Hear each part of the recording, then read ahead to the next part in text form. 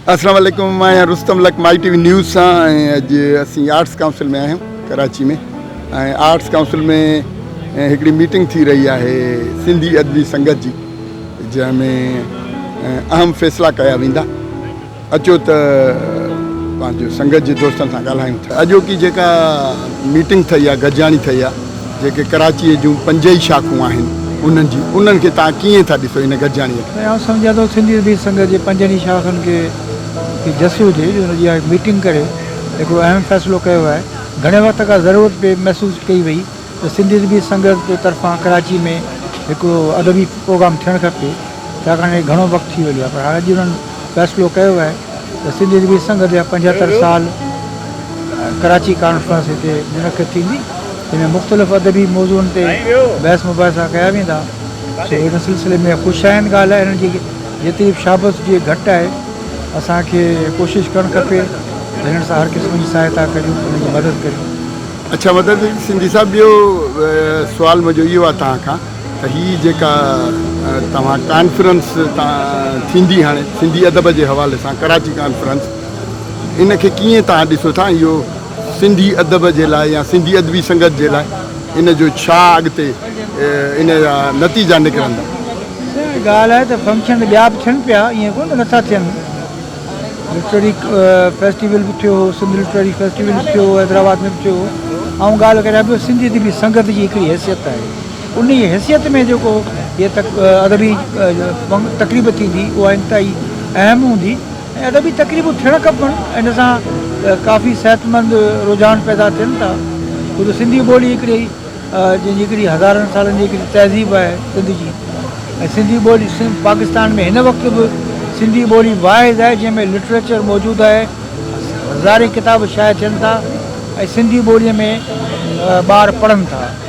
सिंधी ॿोलीअ जो मुस्तक़बिल बाबति खणी केतिरा माण्हू छा बि चवनि, पर आउं सम्झां थो उनजो तमामु ताबनाक आहे। सिंध क़ाइमु आहे, सिंधी क़ाइमु आहिनि, सिंधी ॿोली क़ाइमु आहे, सिंधी अदब क़ाइमु रहंदो। अच्छा, आख़िरी सुवाल सर मां तव्हां खां इहो कंदुसि त हीअ जेके सिंधी अदबी संगत में 2 धड़ा हुआ ऐं हाणे माशाल्लाह ॿुधो आहे त उहे ॿई इंशाअल्लाह ताला जल्दी ॿई हिकु थियणु वञनि पिया। उन्हनि जी कोशिशूं आहिनि त ॿई हिकु थी ऐं वधीक कमु कनि। इन सिलसिले में तव्हां छा चवंदा? असां 2 साल अॻु मूं कोशिशि कई हुई त सकरन में सैयद ज़ैन शाह जे ॻोठ में मीटिंग थी हुई, फ़ैसिला थिया हुआ ऐं उन वक़्तु जेकॾहिं ॿई धुरियूं गॾिजी वञनि हा त हिकिड़ी संगत थी वञे हा। बहरहाल देरि आहे दुरुस्त आहे त हींअर बि जेकॾहिं हू पाण में गॾिजी था वञनि त हिकिड़ी सुठी ॻाल्हि आहे। का बि तनज़ीम 2 हिसनि में विरहाइजे इहा सुठी ॻाल्हि कोन्हे। हिकिड़ी धुर खे इलेक्शन जा नतीजा क़बूल करणु खपनि ऐं वरी ईंदड़ साल जो इंतज़ारु करणु खपे, वरी इलेक्शन में बीहनि, वरी ॿी धुर अची वेंदी। गो साहब, तव्हां खां इहो पुछणो आहे त जेका सिंधी अदबी संगत जी जेका मीटिंग थी, जेके 5 ई शाखूं हुयूं, मदद अली सिंधी साहब बि हुन में मौजूदु हुयो, राशिद लखमी साहब बि थियो, उन में कहिड़ा कहिड़ा फ़ैसिला थिया आहिनि? साईं, सिंधी अदबी संगत जे 5 शाखुनि तरफ़ां कराचीअ में सिंधी अदबी संगत प्लाटिनम जुबली कॉन्फ्रेंस मुनक़िद कई वेंदी ऐं उहा 75 साल पूरा थियण जे हवाले सां आहे।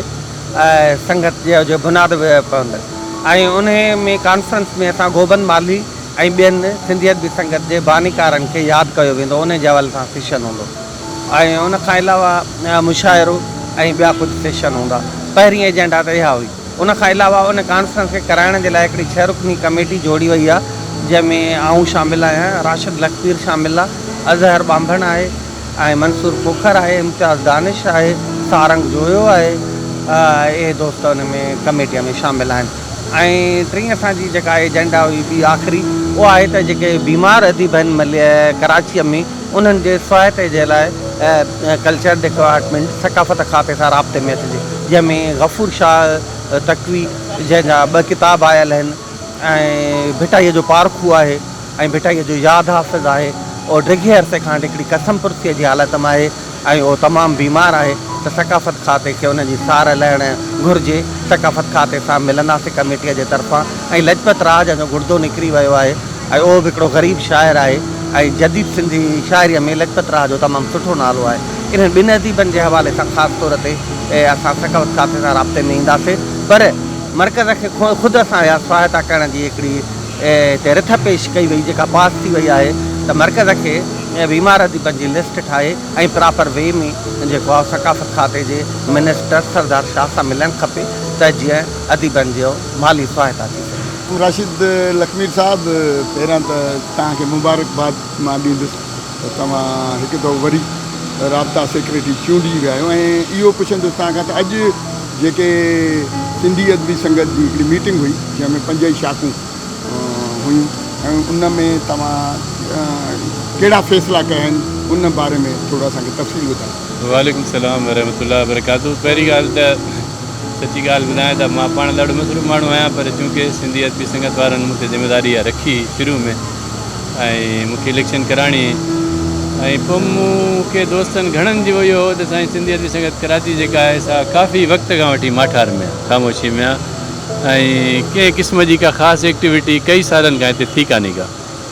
मूंखे इहो एज़ाज़ु हासिलु आहे त मुंहिंजो वालिद साहिबु 70 जे ॾहाके में कराची अदबी संगत जो जनरल सेक्रेटरी रही चुको आहे।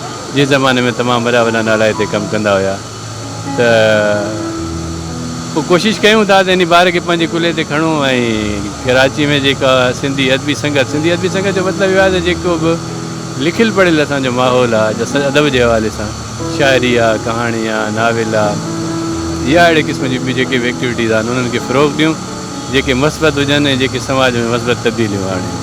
अॼु जी जेका मीटिंग हुई इन में अल्हम्दुलिल्लाह असांजा जेके मेंबर हुया काउंसलर्स ऐं जनरल सेक्रेटरी सभु आया, सिर्फ़ु सिद्दीक़ सरवाण वीचारो उन जी कल्ह सर्जरी थी आहे बीमारनि जे करे हिकिड़ो न अची सघियो, बाक़ी 5 ई शाखुनि जी 100% हाज़िरी हुई।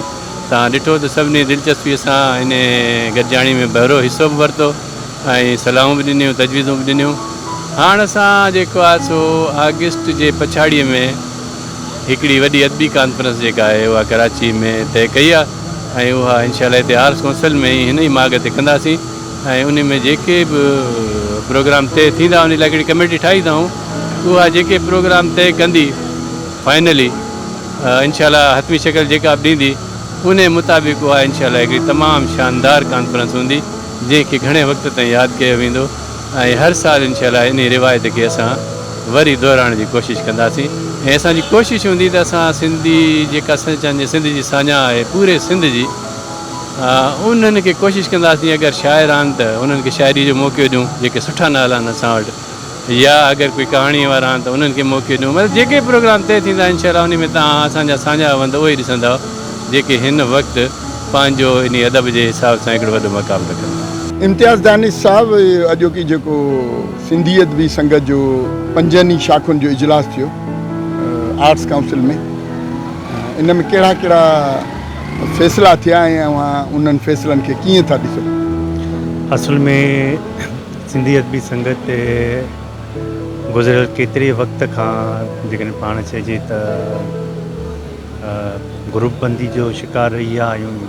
हालांकि कराची में अहिड़ी सिचुएशन न आहे सिंधी अदबी संगत में, पर तंहिंजे बावजूद बि जिथे सिंध जे ॿियनि शहरनि में ते असरु पियो आहे अहिड़ी तरीक़े सां कराची में बि सिंधी अदबी संगत ते असरु पियो आहे। ऐं छो त सिंधी अदबी संगत कराची खे शाख खे या कराची जी शाखुनि खे सिंधी अदबी संगत मर्कज़ जी हैसियत हासिलु रही आहे हर दौर में ऐं हर दौर में सिंधी अदबी संगत पाण मल्हायो पिया आहे।